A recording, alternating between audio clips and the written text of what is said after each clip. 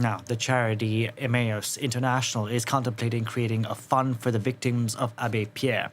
This after a new report unveiled 17 fresh accusations of sexual violence by the now deceased French Catholic priest. For more on this story, we can bring in France 24's Solange Mougin. Solange, great to see you. Now, these accusations date from 2005, which was 2 years before Abbé Pierre died, all the way back to the 1950s. Yeah, let me take you back to 1955 to New York, of all places. Abbé Pierre was on a tour of the U.S.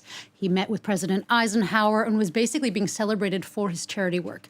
His star status had been rising since the winter of 1954, which was an incredibly cold one in France, and homeless people were freezing and dying in the streets.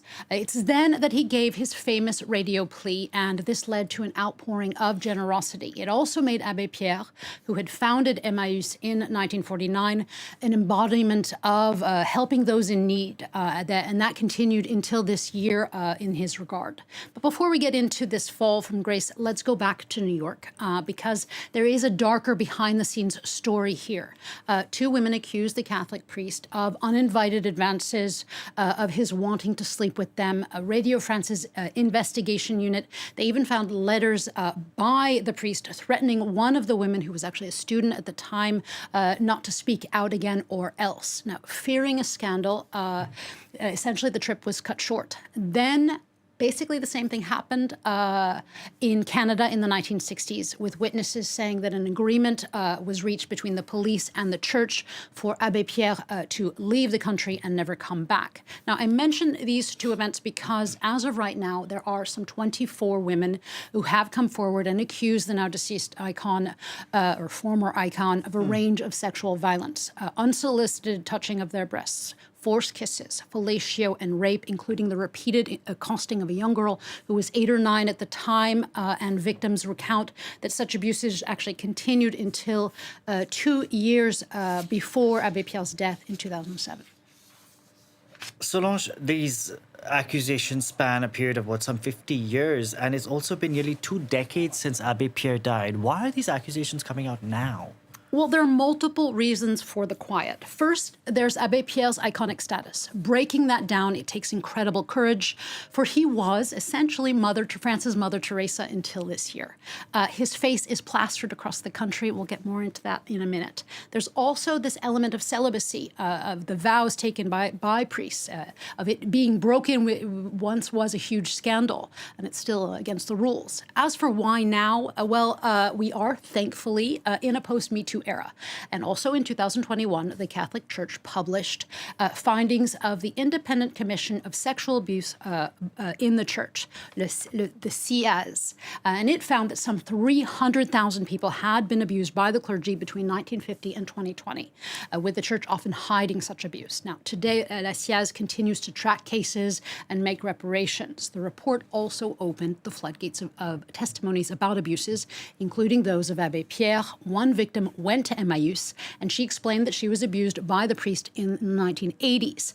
And at that point, Emmaus launched an investigation through the group EGAE, and it shared the findings of initially 7 cases this past July. And it opened a hotline for women to come forward, and that led to this second report this month, in which 17 more women came forward. Emmaus believes that there are likely others, so it will keep the hotline open for at least until the end of the year. Solange, it seems that Emmaus has been pretty proactive in trying to get to the bottom of this. Was there a cover-up? Well, there is documentation of the Church trying to get a handle of Abbé Pierre. He was sent to a psychiatric hospital in Switzerland for 6 months in 1957, which takes on a whole new light now. Someone was also mandated to follow him around.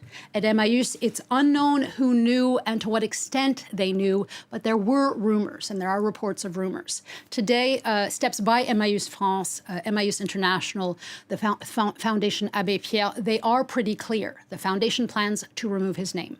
The memorial, the memorial place in his honor is closed. Emmaüs France is holding an emergency meeting in December to vote on removing mention of his founding the group. And Emmaüs International, well, they've launched an investigation into how this stayed silent for half a century, and it is also thinking of a fund for the victims. So the moves have been swift. There is none of this remove the artist from the art debate, which we've seen with some people like Roman Polanski and Woody Allen. Here, these organizations, well, they say they are thinking of the victims. They're also thinking potentially of the people that they help.